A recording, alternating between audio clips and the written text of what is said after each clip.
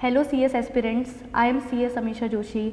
और अगर आप कंफ्यूज्ड है कि हमें डिटेल में पढ़ाई भी करनी है और हमारा टाइम भी वेस्ट ना हो, तो हम क्या देखें, क्या ऐसी चीज़, क्या टेक्निक यूज़ करें, तो ये वीडियो आपके लिए है कि आपकी डिटेल्ड में पढ़ाई भी हो जाएगी डिटेल वे में, और आपके सारे सेक्शंस भी कवर हो जाएंगे, एक्ट भी कवर हो जाएगा, और साथ में आपका टाइम भी ज़्यादा वेस्ट नहीं होगा। तो बहुत ही इंपॉर्टेंट चैप्टर हम लोग करने वाले हैं इस लेक्चर के अंदर, the contract labour regulation and abolition act 1970 का। तो आपकी पूरी डिटेल्ड पढ़ाई भी हो जाएगी और टाइम वेस्ट भी हम ज़्यादा नहीं करेंगे। और ये one of the important chapters है जो हम कवर करने वाले हैं आज। वो बोलते हैं ना, कोई डूब रहा हो और उसको कोई हाथ दे दे और उसको बाहर निकाल दे, ठीक है, तो वो वीडियो वैसा आपके लिए वर्क करने वाला है।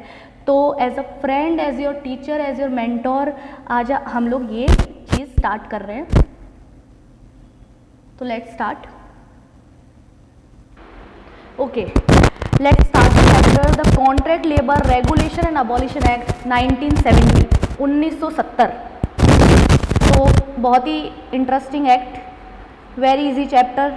The contract labour, contract labour क्या होता है? कॉन्ट्रैक्ट लेबर ठेके की लेबर, ठेके की लेबर जो हमारी खुद की लेबर नहीं है, परमानेंट लेबर नहीं है, परमानेंट लेबर नहीं है, हमने बाहर से कॉन्ट्रैक्टर के थ्रू उसको बुलाई हुई है फॉर अ टेम्पररी पीरियड, क्योंकि हमारा कोई बिग प्रोजेक्ट आया या हमें एक्स्ट्रा प्रोडक्शन करने की ज़रूरत पड़ी, तो हम लोगों को हायरिंग नहीं करनी थी परमानेंट, तो हमने एक बार के लिए टेम्पररी बेसिस पे कुछ लेबर को बुलाया है, मंगवाया है, हायर पे लिया है, उसको बोलते हैं कॉन्ट्रैक्ट लेबर। अब कॉन्ट्रैक्ट लेबर की डेफिनेशन, प्रॉपर डेफिनेशन हमेशा कौन से सेक्शन में होती है? सेक्शन नंबर 2, सेक्शन 2 में डेफिनेशन होती है हमेशा, मोस्टली एक्ट्स में, ठीक है। तो कॉन्ट्रैक्ट लेबर की डेफिनेशन अगर हम प्रॉपर एक्ट की डेफिनेशन देखें तो क्या होगी? कॉन्ट्रैक्ट लेबर वो लेबर होता है who is hired through the contractor. Point number 1, hired through the contractor. इसको हम बाकी नॉर्मल परमानेंट वर्कर से कैसे डिस्टिंग्विश कर सकते हैं? 2 बेसिस पे। Relationship with principal employer.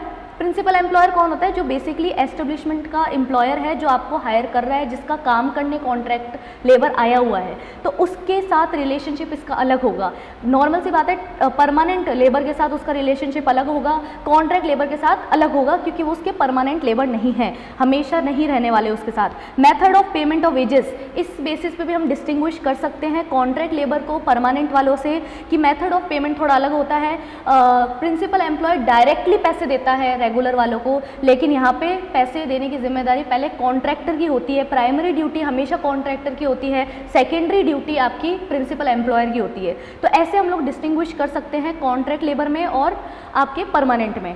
दूसरा पॉइंट ये हो गया, डेफिनेशन के अंदर ही है सारे पॉइंट। क्या हम इनको इनडायरेक्ट एम्प्लॉयज़ बुला सकते हैं? इनडायरेक्ट एम्प्लॉयज़, क्योंकि ये क्या होते हैं? इनडायरेक्ट एम्प्लॉयज़ होते हैं। उसके बाद मस्टर रोल पे इनका नाम नहीं लिखा होता। Muster roll basically attendance register की तरह हम लोग समझ सकते हैं, जो लेबर्स का बनता है, वहाँ पे एस्टेब्लिशमेंट के मस्टर रोल पे इनका नाम नहीं होगा, क्योंकि मस्टर रोल बनाने की जिम्मेदारी, फैसिलिटीज़ देने की जिम्मेदारी, पैसे देने की जिम्मेदारी, ये सारी जिम्मेदारी किसकी होती है? कॉन्ट्रैक्ट लेबर के रिगार्डिंग कॉन्ट्रैक्टर की होती है, प्रिंसिपल एम्प्लॉयर की नहीं होती, एस्टेब्लिशमेंट की नहीं होती। उसके बाद विथ और without knowledge of principal employer, contract labour कैसे भी हायर हो, चाहे प्रिंसिपल एम्प्लॉयर को पता हो नहीं पता हो, उससे कुछ फर्क नहीं पड़ता, कोई मैनेजर ने उसको अपॉइंट किया, उससे कोई लेना देना नहीं है, कॉन्ट्रैक्ट लेबर होता है। तो ये डेफिनेशन है कॉन्ट्रैक्ट लेबर की, बाकायदा एक्ट वाली डेफिनेशन। बेसिक मीनिंग हमें पता है, जो हायरिंग पे हम लोग जिनको बुलाते हैं, जो हमारे परमानेंट लेबर नहीं है, मस्टर रोल पे हमारे यहाँ पे एस्टेब्लिशमेंट में उनका नाम नहीं लिखा हुआ, उनको डायरेक्टली हम पैसे देने के लिए ऑब्लाइज नहीं है, सारी प्राइमरी ड्यूटी कॉन्ट्रैक्टर की है, हमारी सेकेंडरी ड्यूटी है वो हमारे कॉन्ट्रैक्ट लेबर्स है। और इनका दूसरा नाम क्या होता है? दूसरा नाम क्या होता है? इनडायरेक्ट एम्प्लॉयज़, इनडायरेक्ट एम्प्लॉयज़, ठीक है। तो ये डेफिनेशन हो गई हमारी कॉन्ट्रैक्ट लेबर की। उसके बाद अच्छा, हमने बोला हायर्ड थ्रू द कॉन्ट्रैक्टर, जो हायर्ड है थ्रू द कॉन्ट्रैक्टर वो कॉन्ट्रैक्ट लेबर है। तो कॉन्ट्रैक्टर कौन होता है? उसकी भी बुक वाली डेफिनेशन, नॉर्मल आम भाषा में बोले तो कॉन्ट्रैक्टर वो आदमी है जो हमें अपने कॉन्ट्रैक्ट लेबर सप्लाई करवाता है, कॉन्ट्रैक्ट लेबर सप्लाई कराता है। जैसे बेसिक कॉन्सेप्ट अगर हम इसमें पढ़ते हैं तो क्या होगा? जैसे छोटा सा यहाँ पे चार्ट बनाया हुआ मैंने कि कॉन्ट्रैक्ट लेबर एक एम्प्लॉयर है, ठीक है, उसकी एक फैक्ट्री है, ये आपको लेफ्ट हैंड साइड में दिख रहा हो कि एक एम्प्लॉयर है उसकी, कोई फैक्ट्री है, उसमें 600 लेबर है जो डायरेक्टली हायर्ड है, रेगुलर लेबर है उसके, है ना, उसका वो मस्टर रोल पे नाम भी लिखता है जिसमें उनका नाम, address, qualification, father's name, status वगैरह ये सब लिखा होता है। पे रोल पे भी उनका नाम होता है जिसमें वेजेस रिलेटेड चीज़ें आती है, ये सब उसने बना रखा है प्रिंसिपल एम्प्लॉयर ने, ठीक है। अब एक बड़ा सा प्रोजेक्ट आया, बिग प्रोजेक्ट उसके पास आया जिसमें 1 साल के लिए उसको 300 लेबर की और ज़रूरत है कि 1 साल बड़ा प्रोजेक्ट चलेगा तो 300 लेबर की और ज़रूरत है, 600 उसके पास है, 300 की और ज़रूरत है, तो उसको कौन सप्लाई करेगा? कॉन्ट्रैक्टर यहाँ पे क्या बोल रहा है यहाँ पे मैं हूँ ना ऐसे बोल रहा है, ठीक है। तो कॉन्ट्रैक्टर उसको लेबर सप्लाई करवाएगा कि भाई हम है ना, तो हम आपको सप्लाई करेंगे, आपको वापस से। अब देखो तुम्हें कैसा लगेगा, कोई तुम्हें बोले कि अभी हायर किया है तुम्हें और 1 साल के बाद बोल देंगे टाटा बाय बाय, ऐसे नहीं करना ना।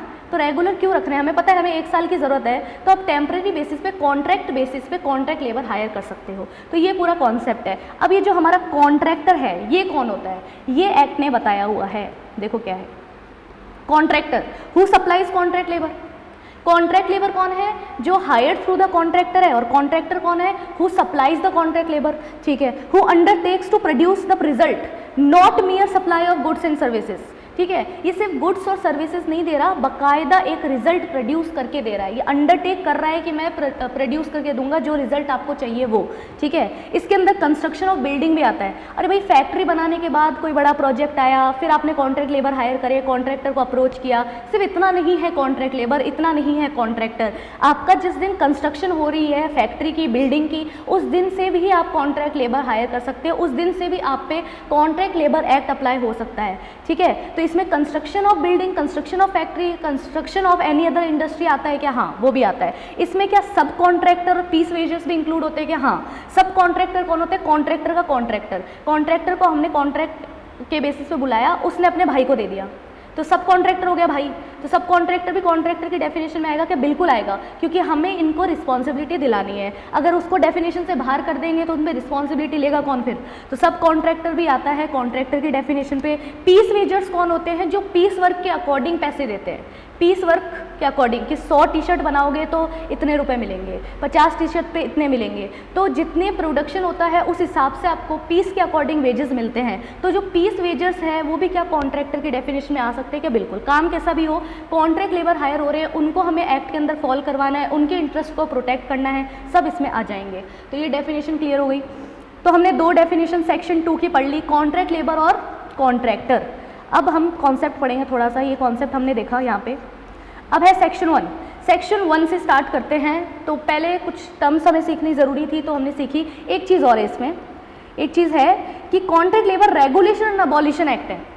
रेगुलेशन एंड अबॉलिशन, अब रेगुलेशन की बातें तो हम पढ़ेंगे इस पूरे चैप्टर के अंदर। अबॉलिशन के रिगार्डिंग तुम्हारे सिलेबस में कुछ भी नहीं है, अबॉलिशन के रिगार्डिंग सिलेबस में कुछ भी नहीं है। मैंने केस लॉ डलवा रखा है इसमें, स्टील अथॉरिटी ऑफ इंडिया का, स्टील अथॉरिटी ऑफ इंडिया का केस लॉ डलवा रखा है, क्योंकि पीछे मॉड्यूल के पीछे जो क्वेश्चन है उसमें एक क्वेश्चन की तरह पूछा हुआ है उन्होंने, सिलेबस में नहीं दे रखा, क्वेश्चन की तरह पूछा हुआ है। बट हमें तो सब कुछ कवर करना है, इसलिए मैंने वो केस के फैक्ट्स अपनी लैंग्वेज में, ईजी लैंग्वेज में इसी नोट्स में डलवा रखे हैं।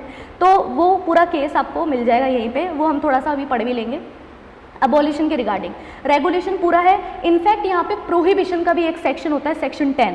सेक्शन 10 होता है प्रोहिबिशन का, कि भाई कब कौन से सर्कमस्टांसेस में जो अप्रोप्रिएट गवर्नमेंट है वो आपका क्या कर सकती है, प्रोहिबिशन लगा सकती है कॉन्ट्रैक्ट लेबर की हायरिंग में, कौन कौन से फैक्टर्स को कंसिडर करके।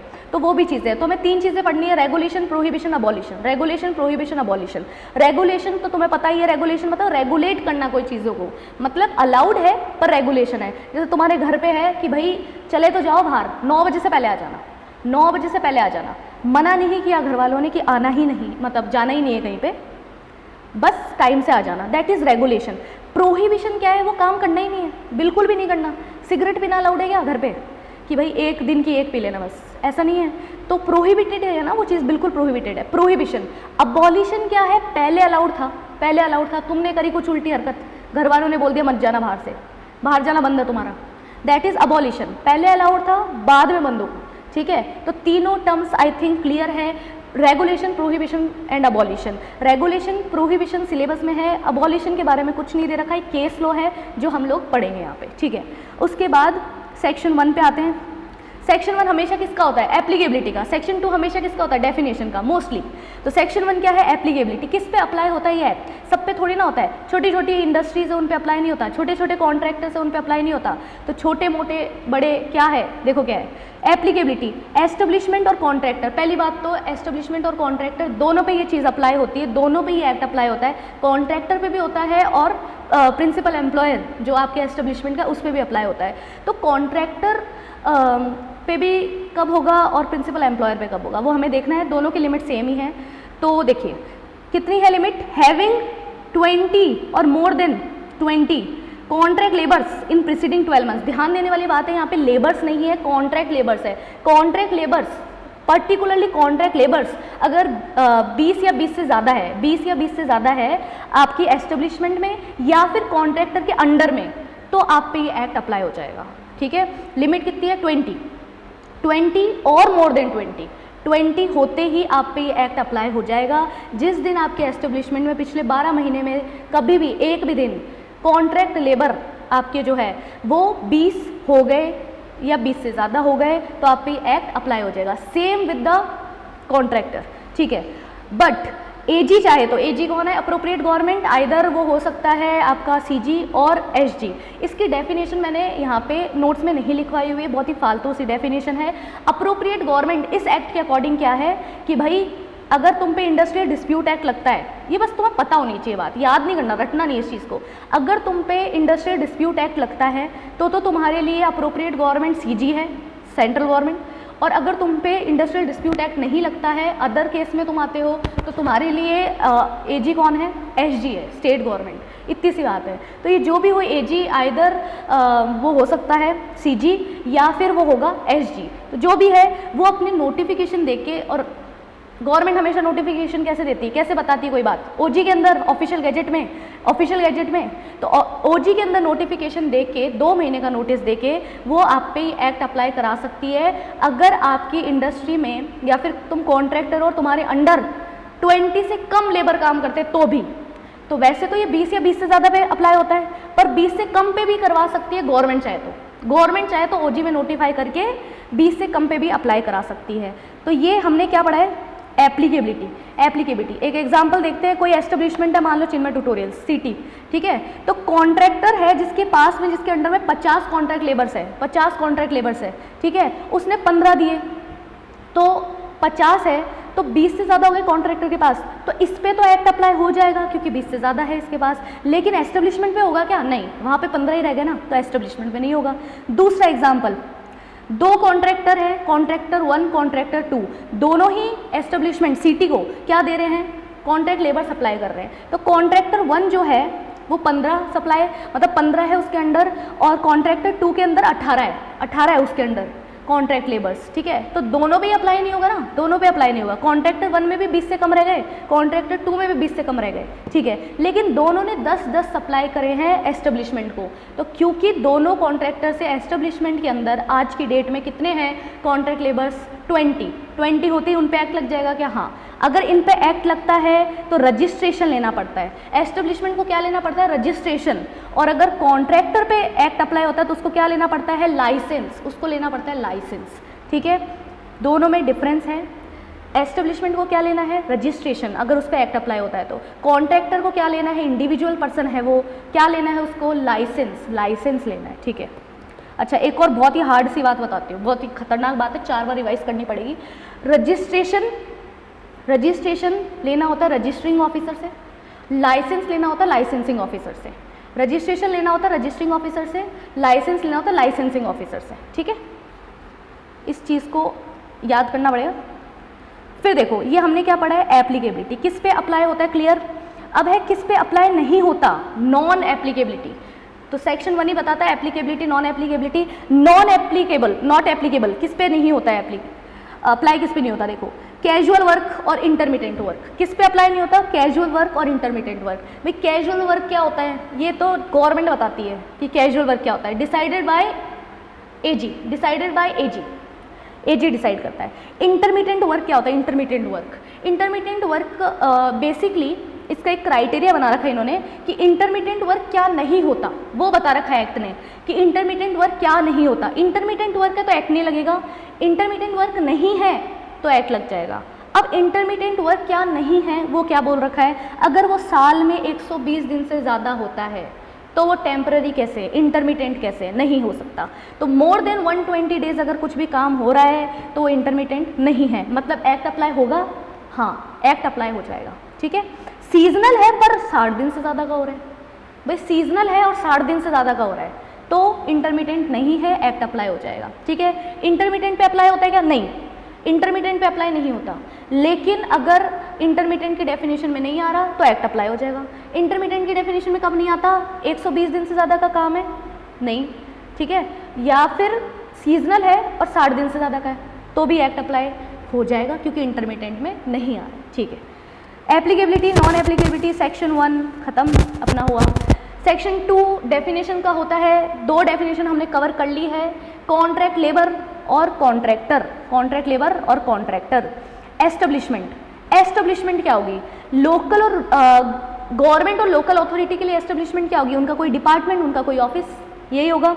अगर कोई भी ऐसी प्लेस जहाँ पे ट्रेड, बिजनेस, इंडस्ट्री, ऑक्यूपेशन ये सब कैरी आउट किया जाता है तो वो आपकी एस्टेब्लिशमेंट की डेफिनेशन है। अभी तो हमने बोला एस्टेब्लिशमेंट जहाँ पे 20 या 20 से ज़्यादा लेबर काम करते हो, कॉन्ट्रैक्ट लेबर काम करते हो, तो एस्टेब्लिशमेंट का मतलब ही तो पता होना चाहिए एस्टेब्लिशमेंट का मतलब क्या है यहाँ पे। तो गवर्नमेंट की बात करें तो उनका डिपार्टमेंट, ऑफिस, प्लेस, कोई भी प्लेस जहाँ पे ट्रेड, बिजनेस, ऑक्यूपेशन, इंडस्ट्री ये सब कैरी आउट होती है वो हमारे लिए एस्टेब्लिशमेंट है। शिप और वेसल की बात करते हैं तो जहाँ पे भी रिपेयर वर्क चल रहा है जिसके रिगार्डिंग लेबर हायरिंग होती है तो वो चीज़ यहाँ पे एस्टेब्लिशमेंट आ जाएगी। मतलब एक शिप और वेसल भी एस्टेब्लिशमेंट है क्या, हाँ, क्योंकि वहाँ पे कॉन्ट्रैक्ट लेबर है, ठीक है। उसके बाद प्लेस, अभी एक बहुत काम की बात है, अलग से मैंने यहाँ पे जो ब्लैक पेन से लिखा हुआ है, प्लेस बिलोंग्स और not to principal employer, manufacturing process is there, act apply. Ownership of the place is not prerequisite for the application of the act. सीधी सरल सी बात है, जगह का ओनर कोई भी हो उससे हमें क्या लेना देना है, ठीक है, जगह का ओनर कोई भी हो उससे हमें कोई लेना देना नहीं है। सीधी सी सरल सी बात है, अगर आपने मैन्युफैक्चरिंग कर रहे हो, आप कॉन्ट्रैक्ट लेबर को हायर कर रहे हो तो तुम तो लायबल हो गए, ओनरशिप से कुछ मतलब नहीं है। अगर प्रिंसिपल प्लेस जो आपकी है ये एस्टेब्लिशमेंट बिलोंग्स और not to the principal employer, principal employer को बिलोंग भी नहीं करती, कोई बात नहीं, एक्ट तो अप्लाई होगा, ठीक है। तो ownership is not a prerequisite. Principal employer कौन, अब इतनी देर से हम लोग बोल रहे हैं प्रिंसिपल एम्प्लॉयर कौन होगा, ऑफिस और डिपार्टमेंट, उल्टा कर दो, ऑफिस और डिपार्टमेंट है तो गवर्नमेंट और लोकल अथॉरिटी, कोई फैक्ट्री है तो ओनर, ऑक्यूपायर, ये ऑलरेडी फैक्ट्रीज एक्ट में भी हमने देखा हुआ है कि फैक्ट्री में क्या होता है, ओनर होता है, ऑक्यूपायर होता है, ऑक्यूपायर वर्ड यूज़ किया जाता है वहाँ पे। माइन में ओनर हो गया, उसका एजेंट होगा, और अदर केसेस में कंट्रोल, जिसका कंट्रोल हो, जो सुपरवाइज करता हो, सुपरवाइजर हो, वो सब यहाँ पे आ जाएंगे। तो प्रिंसिपल एम्प्लॉयर ज़रूरी है कि ओनर ही हो, ज़रूरी नहीं है, जो भी वहाँ पे सुपरवाइज कर रहा है, मैनेज कर रहा है, ऑक्यूपायर, फैक्ट्री की बात करें तो ऑक्यूपायर हो गया, ये सब लोग आ जाएंगे यहाँ पे। और कोई भी गवर्नमेंट से रिलेटेड डिपार्टमेंट ऑफिस है तो गवर्नमेंट ही होगी प्रिंसिपल एम्प्लॉयर। तो प्रिंसिपल एम्प्लॉयर की छोटी सी डेफिनेशन यहाँ पे डाली हुई, ठीक है। तो हमने देखो क्या क्या कवर किया है। कॉन्ट्रैक्ट लेबर एक्ट है तो कॉन्ट्रैक्ट लेबर का मतलब देखा, कॉन्ट्रैक्ट लेबर में देखा कि कॉन्ट्रैक्ट लेबर वो लेबर होते हैं जो हायर्ड थ्रू द कॉन्ट्रैक्टर होते हैं। फिर हमने कॉन्ट्रैक्टर की डेफिनेशन देखी, फिर हमने देखा कि भाई ये एक्ट सिर्फ कॉन्ट्रैक्टर पे नहीं लगता, ये एस्टेब्लिशमेंट में भी लगता है, उनको रजिस्ट्रेशन लेना होता है, तो एस्टेब्लिशमेंट का मतलब देखा। फिर हमने देखा कि एस्टेब्लिशमेंट चाहे प्रिंसिपल एम्प्लॉयर कि हो ना हो उससे फ़र्क नहीं पड़ता। फिर हमने देखा प्रिंसिपल एम्प्लॉयर क्या होता है, ठीक है। तो सब जुड़ी हुई चीज़ें। उसके बाद देखो क्या है, वर्कमैन की डेफिनेशन वेरी इंपॉर्टेंट, वर्कमैन की डेफिनेशन इज इम्पॉर्टेंट। देखो पूरे लेबर लॉज में एक कॉमन डेफिनेशन है वर्कमैन की, हर जगह यही पढ़ते हैं। वर्कमैन कौन होता है, जो हमारी इंडस्ट्री में काम करे, है ना। कॉन्ट्रैक्ट लेबर भी कौन होगा, जो हमारी एस्टेब्लिशमेंट में काम कर रहा हो। बाकी क्या कर रहे हैं उससे हमें क्या मतलब है, बाकी एस्टेब्लिशमेंट में काम कर रहे हैं वो हमारे लिए कॉन्ट्रैक्ट लेबर है क्या, नहीं, हमारी एस्टेब्लिशमेंट में काम कर रहे हैं वो हमारे लिए कॉन्ट्रैक्ट लेबर है। वैसे ही वर्कमैन में सब आ जाएंगे, ठीक है, कॉन्ट्रैक्ट लेबर या रेगुलर सब मिक्स करके। तो जो वर्कमैन है वो कौन से होंगे, the persons employed in our establishment, वो होंगे वर्कमैन। तो वर्कमैन कैसे कैसे हो सकते हैं, skilled unskilled, semi skilled, clerical काम करने वाले, मैनुअल, टेक्निकल, सुपरवाइजरी, कैसे भी काम करें सब आ जाएंगे इसके अंदर, ठीक है। उनका एम्प्लॉयमेंट टर्म एक्सप्रेस हो या इम्प्लाइड हो उससे कुछ फर्क नहीं पड़ता, सारे हमारे वर्कमैन हैं। एम्प्लॉयमेंट टर्म से वैसे कुछ फर्क नहीं पड़ता। देखो skilled, unskilled, semi skilled, manual, technical, clerical, supervisory, employment term express हो, इम्प्लाइड हो, कुछ फर्क नहीं पड़ता। हायर पे हो या रिवॉर्ड पे हो, हमने डायरेक्टली हायर किए हैं, कॉन्ट्रैक्ट, वही कॉन्ट्रैक्ट लेबर वाली बात हो गई, या रिवॉर्ड पे रखा है उन्हें, उससे भी फर्क नहीं पड़ता। वर्कमैन में तो सभी आ रहे हैं ना, वर्कमैन में सब आ रहे हैं। कॉन्ट्रैक्ट लेबर, रेगुलर वर्कर, ये टर्म्स यूज नहीं हो रही है, मतलब कोई बाइफर्केशन नहीं है, वर्कमैन में सब आते हैं, हमारे वर्कर्स सब कुछ है, ठीक है। बट डज नॉट इंक्लूड, अब ये है काम की बात। ये डेफिनेशन ऊपर वाली बिल्कुल कॉमन है, हर चैप्टर में ये डेफिनेशन है कि वर्कमैन मतलब हमारी एस्टेब्लिशमेंट का वर्कमैन, और ये काम करता है, एम्प्लॉयमेंट टर्म्स कैसे भी हो, और हायर पे हो या रिवॉर्ड पे हो, ये हर जगह यही डेफिनेशन रिपीटेड है बार बार, ठीक है। उसके बाद इसमें कौन नहीं आता वो काम की बात है। देखो हमने once upon a time business studies पढ़ी हुई है, बीएसटी। बीएसटी में हमने देखा था लो लेवल होता है, मिडल लेवल होता है, टॉप लेवल होता है, लो मिडल टॉप, ये हमने पढ़ा हुआ है। टॉप वाले डिसीजन मेकर्स होते हैं, उनसे हमें वैसे मतलब नहीं है।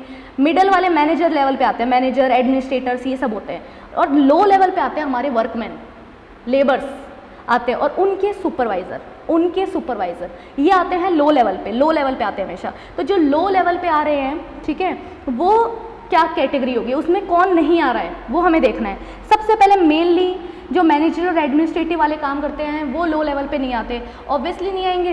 कैसे आएंगे, वो तो चले गए ना, कहाँ चले गए, मिडल लेवल पे चले गए। तो जो मैनेजरल एडमिनिस्ट्रेटिव वर्कर है वो कहाँ चले गए, मिडल पे चले गए, तो लो लेवल पे नहीं आ सकते वो, ठीक है, ये हट गए। सुपरवाइजर, सारे सुपरवाइजर्स आ जाएंगे कि नहीं, अगर वो 500 पर मंथ कमा रहे हो, महीने का है ना, पर मंथ 500 से ज़्यादा कमा रहे हैं, तो वो मिडल पे चले गए हैं, लो लेवल पे नहीं आ रहे, तो उनको हटा दो यहाँ पे। ये नॉर्मली अभी चेंज नहीं किया आईसीएसआई ने, तो ये अभी भी 500 पर महीने के हिसाब से ही दे रखा है। ये एक्चुअल में 10,000 समथिंग है, बट स्टिल मॉड्यूल में चेंज नहीं है, हमें यही पढ़ना है, ठीक है। Powers exercise mainly of manager nature, अब कोई भी तरह का काम करते हो जो मैनेजमेंट से रिगार्डिंग है, मैनेजर वाला काम कर रहे हो, तो वर्कमैन की डेफिनेशन में आ जाओगे क्या, नहीं। मैनेजर्स, एडमिनिस्ट्रेटर्स कभी भी किस में नहीं आते, लो लेवल पे, और इसमें नहीं आते हैं, वर्कमैन की डेफिनेशन कभी भी नहीं आते। दूसरी चीज़ इसके अंदर इन्होंने बोला है कि सुपरवाइज़र वैसे तो आते हैं लो लेवल पे, पर 500 रुपये पर मंथ से ज़्यादा अगर आप कमा रहे हो तो आप वर्कमैन की डेफिनेशन से आउट हो जाओगे। फिर आउटवर्कर कौन होता है, आउटवर्कर वो होता है जो हमारी एस्टेब्लिशमेंट में काम नहीं कर रहा, कहीं बाहर से काम कर रहा है, या तो अपने घर से काम कर रहा है, या उसकी कोई प्रीमाइसेस है वहाँ से काम कर रहा है, ठीक है, वहाँ से काम कर रहा है, तो यहाँ पे नहीं आएगा वो। Outworker is not included in the definition of the workman, वो हमारा वर्कमैन नहीं है।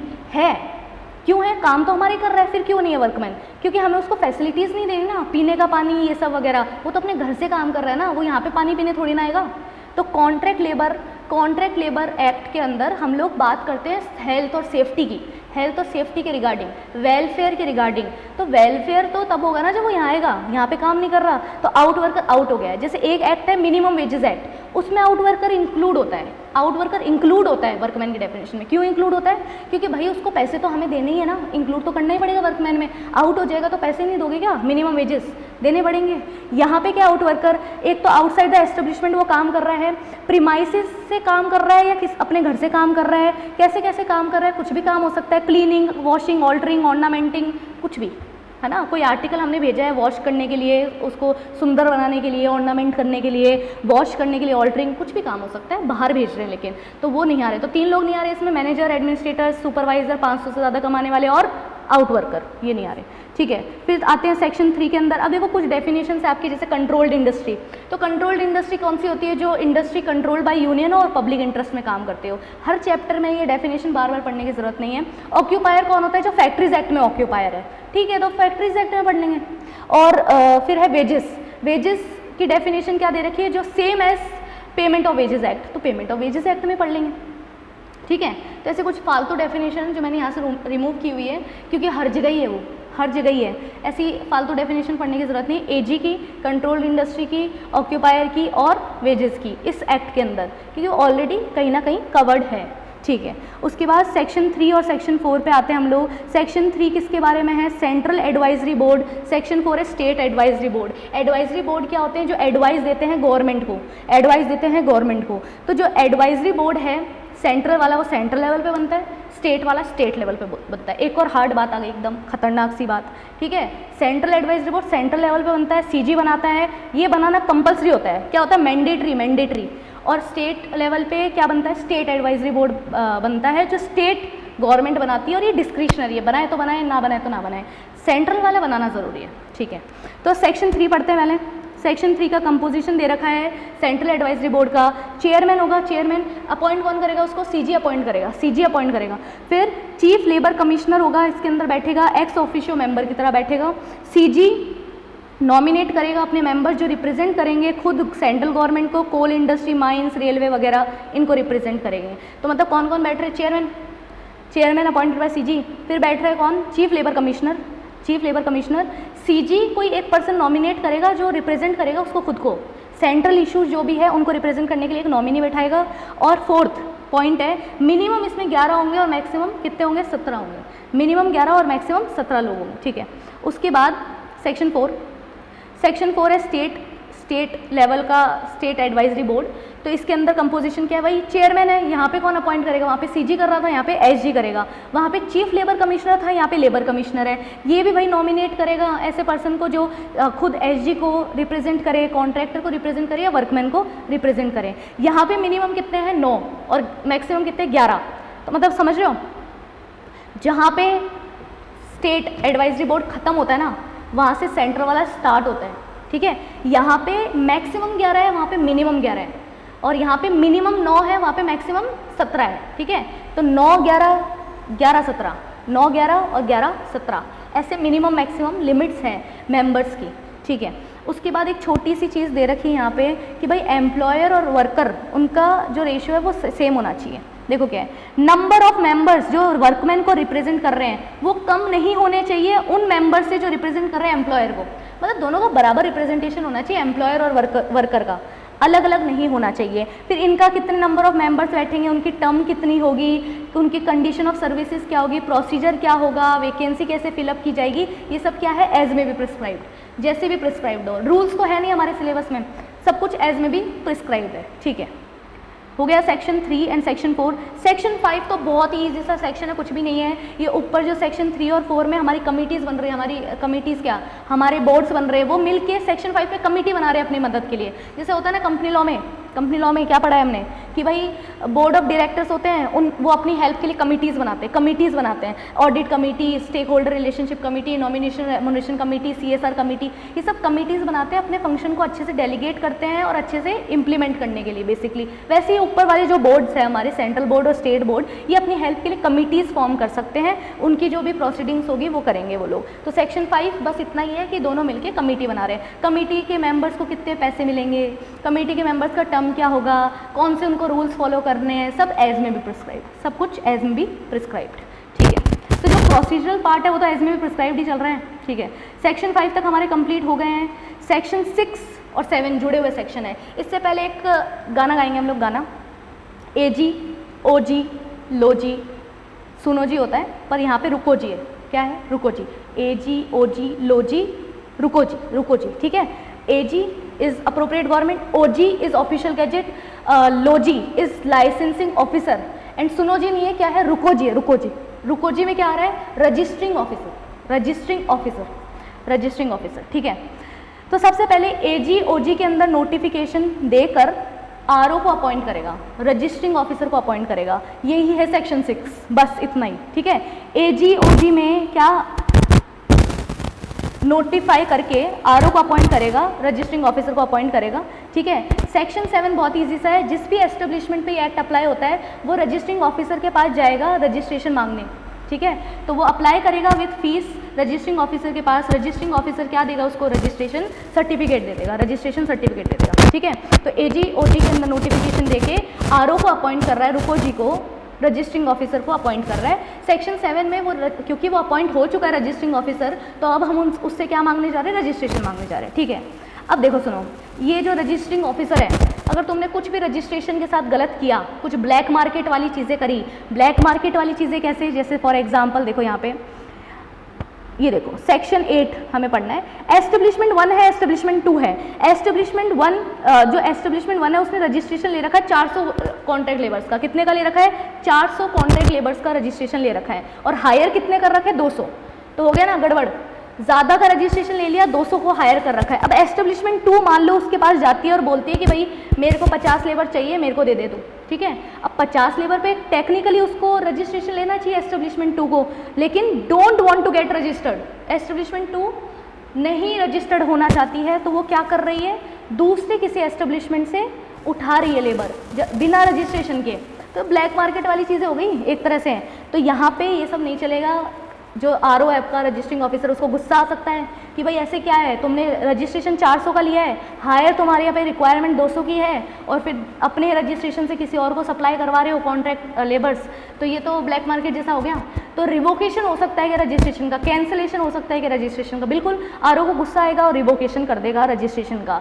तो section 8 is about revocation of registration. अगर आपने ऐसा कुछ मिस रिप्रेजेंटेशन किया है, आपने रजिस्ट्रेशन को इनइफेक्टिव कर दिया है, तो आपका क्या होगा? रजिस्ट्रेशन कैंसिल होगा। पर ये खुद से नहीं कर सकता, इसको परमिशन लेनी पड़ेगी AG की, ठीक है।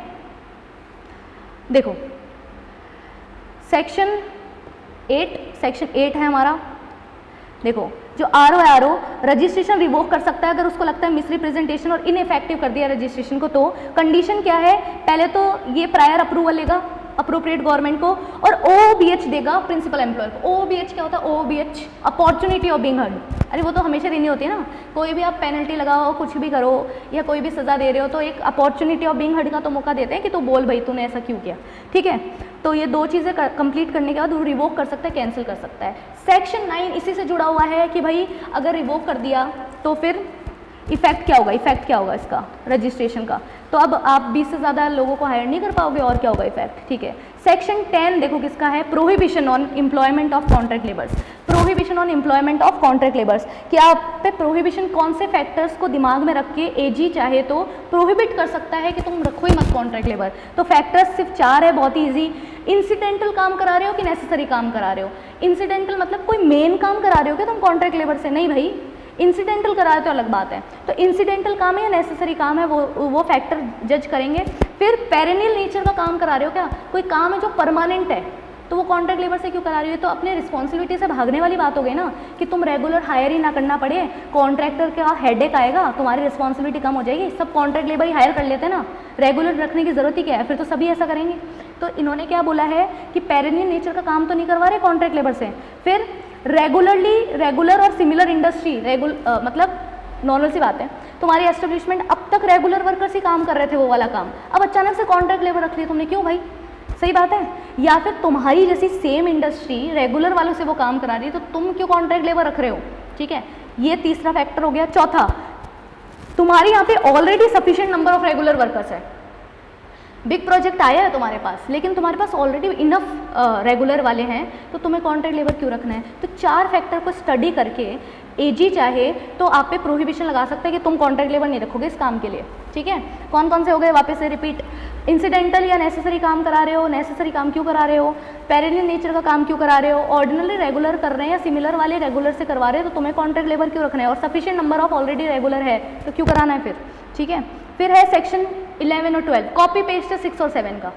AG OG में नोटिफाई करके LO को अपॉइंट कर रहा है, LOG को अपॉइंट कर रहा है, लाइसेंसिंग ऑफिसर को। ऊपर RO को अपॉइंट कर रहा था, यहाँ पे लाइसेंसिंग ऑफिसर को कर रहा है। सेक्शन 12 के अंदर अब कॉन्ट्रैक्टर लाइसेंस मांगने जा रहा है लाइसेंसिंग ऑफिसर से। कॉन्ट्रैक्टर को लाइसेंस लेना है, लाइसेंसिंग ऑफिसर के पास अप्लाई कर रहा है, फिर वो लाइसेंस ग्रांट कर रहा है उसको। ऊपर RO जा रहा था, RO के पास जाना था हमें, एस्टेब्लिशमेंट को, प्रिंसिपल एम्प्लॉयर को रजिस्ट्रेशन लेने, ठीक है। सेम ही है, कुछ भी डिफरेंस नहीं है यहाँ पे। 13, 14, 15 तुम्हारे सिलेबस में नहीं है। सेक्शन 13, 14, 15 सिलेबस में नहीं है तो हमें नहीं पढ़ना, ठीक है। उसके बाद 16 से हमें पढ़ना है वेलफेयर मेजर्स।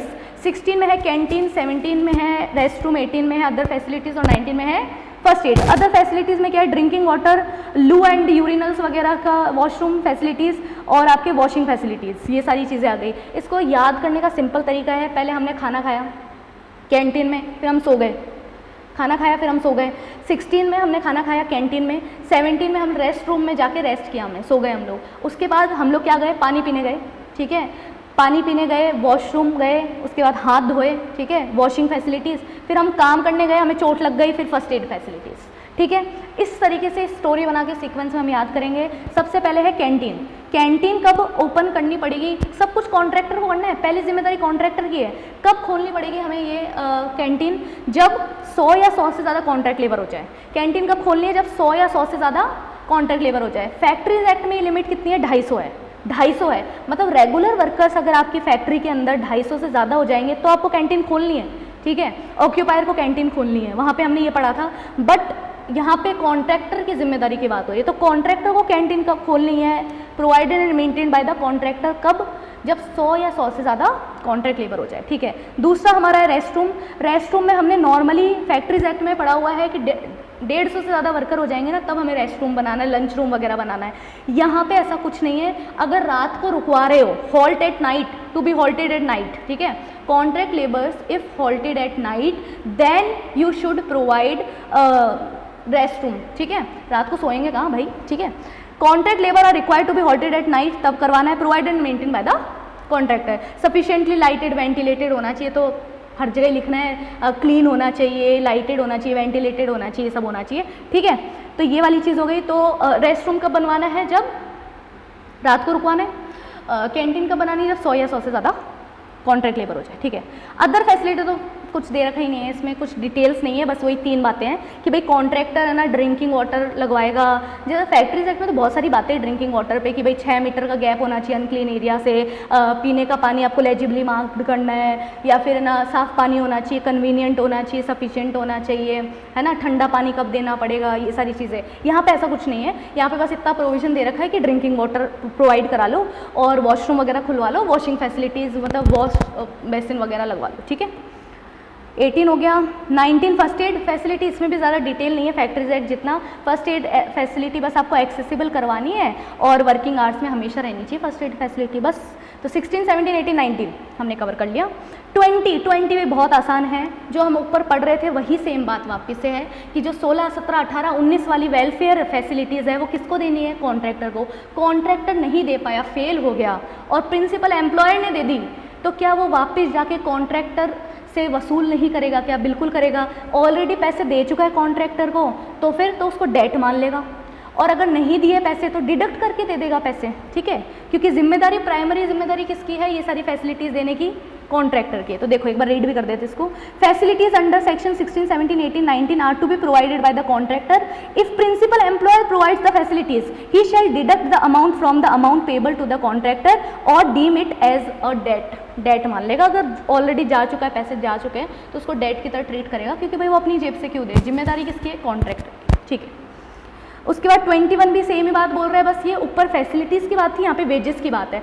वेजेस के रिगार्डिंग स्टैट्यूटरी रिस्पॉन्सिबल कौन है, कॉन्ट्रैक्टर। कॉन्ट्रैक्टर नहीं दे पाता है तो प्रिंसिपल एम्प्लॉयर देता है, तो वो बाद में रीइंबर्स करा सकता है। छोटा सा यहाँ पे एक डायग्राम चार्ट बना हुआ है, क्या कि भाई प्रिंसिपल एम्प्लॉयर ने 500 रुपये दिए कॉन्ट्रैक्टर को कि भाई 400 वही है कि 300 खुद रख ले, 200 लेबर को दे दे, 100 एक लेबर को दिए नहीं, वो रोता रोता आया, प्रिंसिपल एम्प्लॉयर ने उसको दे दिए 100 रुपये अपनी जेब से, तो 100 रुपये किससे रिम्बर्स करवाएगा, कॉन्ट्रैक्टर से तो करवाएगा, कॉमिक जिम्मेदार तो कॉन्ट्रैक्टर की थी, ठीक है। तो 20 और 21 इस सेम, 20 में भी क्या बोला है कि कॉन्ट्रैक्टर की जिम्मेदारी है, 21 में भी ये बोला है। डिफरेंस क्या है दोनों में, 20 सेक्शन में बोला था फैसिलिटीज़ देने की जिम्मेदारी है और 21 में वेजेस देने की जिम्मेदारी, ठीक है। 22 से 25 तक है पेनल्टीज़। पेनल्टीज़ तो याद हो जाए वेरी गुड, नहीं हो तो भी कोई बात नहीं, बट स्टिल हम ट्राई करेंगे कि याद हो ही जाए, वेरी इजी। 22 में जो 22 से 25 क्या है, पेनल्टी।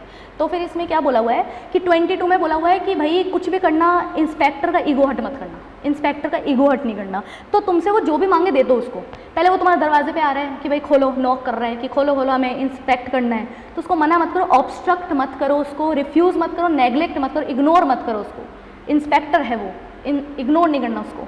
उसके बाद तुमसे वो कोई डॉक्यूमेंट वगैरह मंगवा रहा है, रजिस्टर वगैरह मंगवा रहा है, डिमांड कर रहा है, तुम उसको मना कर रहे हो, इग्नोर कर रहे हो वो मत करो। वो किसी को बोल रहा है कि मेरे सामने पेश करो, तुम्हारे मैनेजर को बुलाओ, एग्जामिनेशन करना है उसको, उसके लिए मना कर रहे हो। तो इंस्पेक्टर के साथ ऐसे उल्टी सीधी चीज़ें हरकतें जो तुम कर रहे हो उसके लिए तुम्हें जेल हो सकती है 3 महीने की, या फिर 500 रुपये का जुर्माना हो सकता है, या दोनों भी हो सकता है।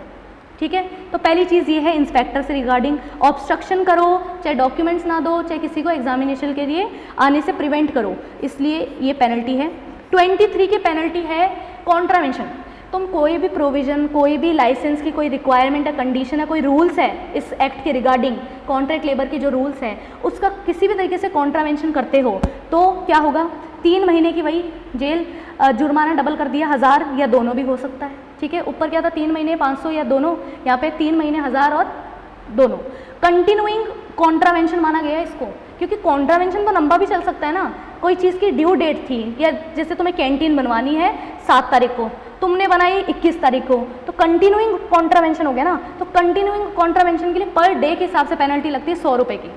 जब तक तुमने कॉन्ट्रावेंशन किया हर दिन के 100 रुपये लगेंगे। ठीक है, फिर 24 तो बहुत ही छोटा सा सेक्शन, अगर पेनल्टी कहीं नहीं दे रखी, तुमने कोई ऐसा ऑफेंस कर दिया जिसकी पेनल्टी स्पेसिफाइड ही नहीं है एक्ट में, कहीं पे प्रोवाइडेड ही नहीं है, तो वही 3 महीने की जेल या फिर 1000 का जुर्माना या फिर दोनों। ठीक है, 25 थोड़ा सा इंपॉर्टेंट है हमारे लिए, क्योंकि कंपनी आ जाती है, वो इंपॉर्टेंट हो जाती है बात।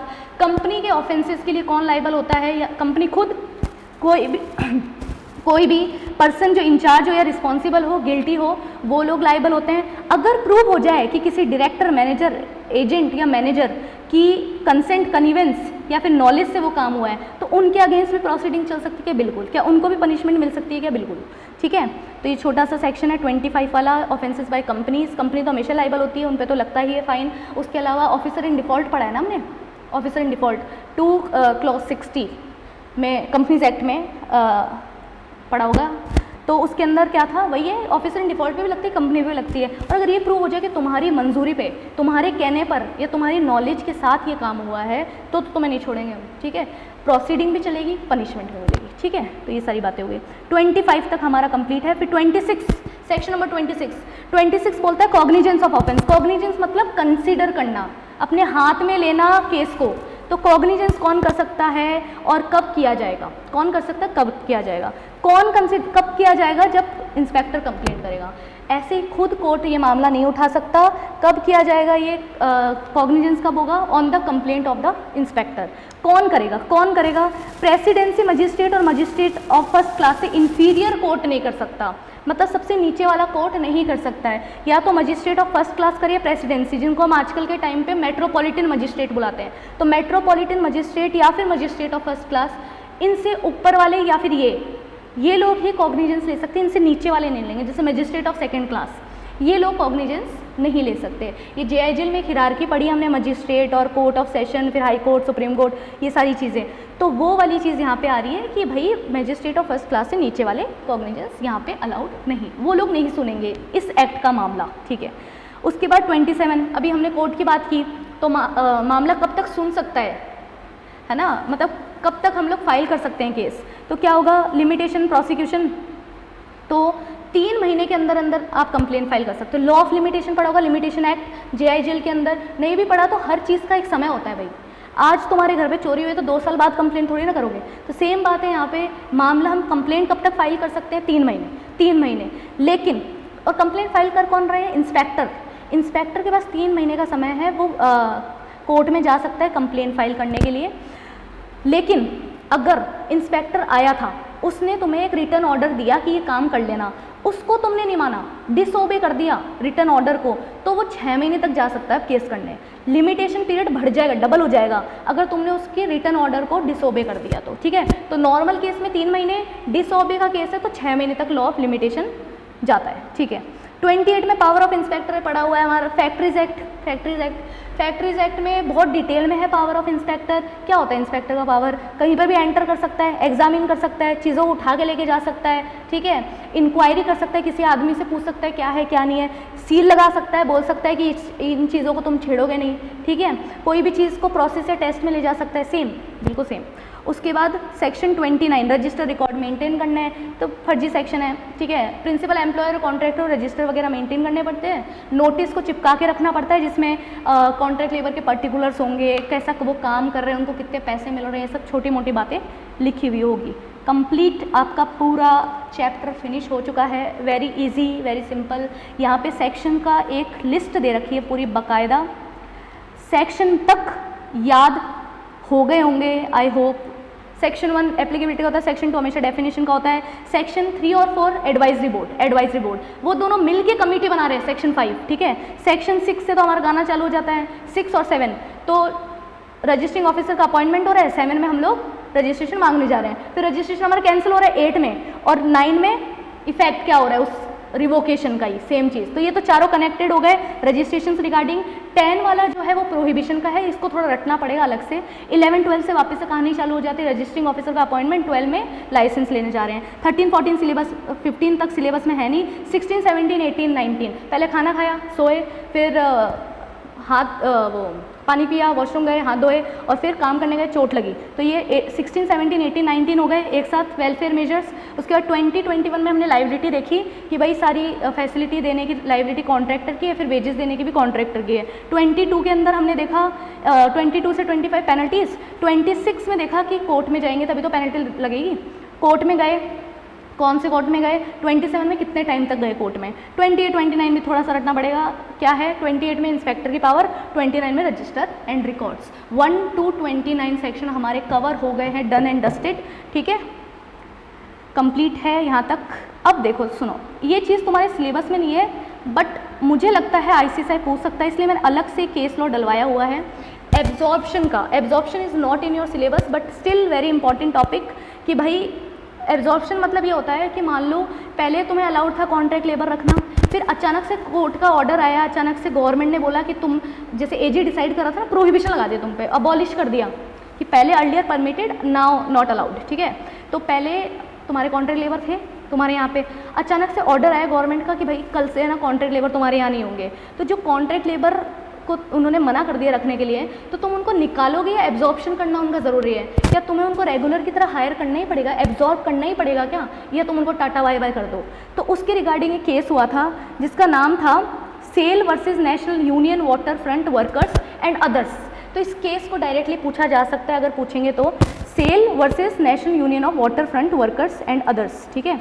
तो देखो क्या है, फैक्ट्स क्या है, सेल एक CG की कंपनी है जो मैन्युफैक्चर करती है आयरन स्टील, पता है हमें। जो वर्कमैन थे सेल के वो कॉन्ट्रैक्ट लेबर की तरह हायर हो रखे थे, ठीक है। Government of West Bengal SG है जो कि state government, by notification under the act prohibited the employment of contract labour in 4 stock yards of the company. वहाँ पे उन्होंने मना कर दिया 4 जगहों पे कि भाई तुम है ना कॉन्ट्रैक्ट लेबर नहीं रख सकते। जो यूनियन था वर्कमैन का कॉन्ट्रैक्ट लेबर का, उन्होंने डिमांड किया कि भाई हमें एब्जॉर्ब करो, रेगुलर बनाओ, हमें बेरोजगार क्यों कर रहे हो, निकाल क्यों रहे हो काम से। तो कंपनी ने रिट पिटीशन फाइल कर दी, प्रोहिबिशन को चैलेंज कर दिया उन्होंने। मतलब उन्होंने इस बात पर चैलेंज नहीं उठाया कि भाई हम क्यों एब्जॉर्ब करें, इनको ऑर्डर आया है गवर्नमेंट का तो हमें तो निकालना ही पड़ेगा ना, हम क्यों एब्जॉर्ब करें इस चीज़ को, हम लोग क्यों कॉन्ट्रैक्ट लेबर को अपने है ना रेगुलर वर्कर बनाएं, हम क्यों अपना लेबर कॉस्ट बढ़ाएं। उन्होंने इस बात पे चैलेंज नहीं किया, उन्होंने बोला कि तुम्हारा तो प्रोहिबिशन ही गलत है। गवर्नमेंट भी केस कर दिया कि तुम्हारा ना प्रोहिबिशन ही गलत है। क्यों गलत है? सीधी सी बात है कि SG जो है वो प्रोहिबिशन लगा रहा है कि मतलब इशू क्या था, इशू देखते पहले। Employer is bound to absorb और नॉट। अब एम्प्लॉयर एब्जॉर्ब करने के लिए लाइबल है कि नहीं है, और SG ने प्रोहिबिशन लगाया वो सही है गलत है, ठीक है। तो जजमेंट क्या आया, जजमेंट क्या आया, AG पहली बात तो CG, इसमें SG तो है ही नहीं। अप्रोप्रिएट गवर्नमेंट यहाँ पे CG है क्योंकि सेल किसकी कंपनी है, CG की कंपनी है, CG के अंडर आती है, SG के अंडर नहीं आती। तो वेस्ट बंगाल वालों ने कैसे लगा दिया, वेस्ट बंगाल गवर्नमेंट ने क्यों लगा दिया, ठीक है। तो ये तो ऑर्डर ही गलत है उनका प्रोहिबिशन का। फिर अबॉलिशन की अगर हम बात करते हैं तो एम्प्लॉयर का डिस्क्रिप्शन है, उसकी मर्जी है भाई, एब्जॉर्ब करे या नहीं करे उसकी मर्जी है। नॉट बाउंड टू एब्जॉर्ब, ज़रूरी नहीं है कि वो उसको रेगुलर वर्कर बनाए। ऑब्वियस सी बात है, गवर्नमेंट का ऑर्डर आया उसको निकालना ही पड़ेगा ना। एब्जॉर्प्शन का कोई लाइबिलिटी नहीं बनती है यहाँ पे, ठीक है। तो ये एक केस लॉ है जिसको आप थोड़ा सा पढ़ के जाएंगे तो बढ़िया रहेगा। इसमें और भी काफ़ी बैक डेट से केसेस वगैरह है, उतना डिटेल में पढ़ने की नीड नहीं है, ऐसे ही मैंने नोट्स में डाला हुआ है सफिशेंट प्रोविज़न के लिए, ठीक है। तो केस का नाम क्या था, SAIL versus National Union of Water Front Workers and others. तो इसके हमने फैक्ट्स देखे, लास्ट में इशू देखा, जजमेंट देखा, पूरा कंप्लीट यहाँ पे मैंने लैंग्वेज फॉर्म में लिखा हुआ है, तो रीड आउट करेंगे तो बढ़िया रहेगा, ठीक है। तो आपका पूरा चैप्टर अच्छे से कंप्लीट हो चुका है। आई होप ये वीडियो आपके लिए बहुत हेल्पफुल रहा होगा। अगर आपको किसी और चैप्टर का या पर्टिकुलर एक्ट का रिवीजन लेक्चर चाहिए तो आप कमेंट बॉक्स में मेंशन कर सकते हैं, उसका रिवीजन मैं आपके लिए ज़रूर लेके आऊँगी। और अगर आपको ये वीडियो अच्छा लगा हो तो आप प्लीज़ कमेंट बॉक्स में ज़रूर लिखें, जिससे हमें मोटिवेशन मिलेगी, हम आपके लिए और वीडियोज़ लेके आते रहेंगे। Thank you so much for watching. स्वस्थ रहिए, खुश रहिए, पढ़ते रहिए। Thank you so much.